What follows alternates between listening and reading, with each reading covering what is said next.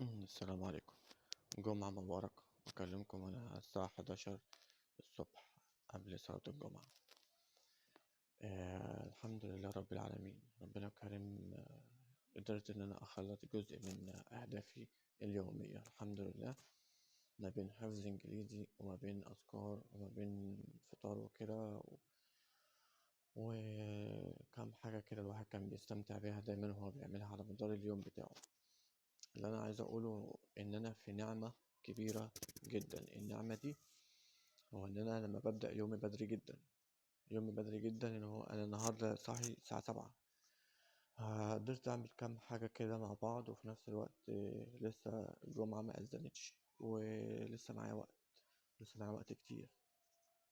مع إن امبارح وأول امبارح ما عرفتش إن أنا أنزل فيديو، بس أنا عارف إن في حصيلة هنا، في عندي حاجتين محتاجين إن هما ينزلوا، 2 فيديو محتاجين إن هما ينزلوا.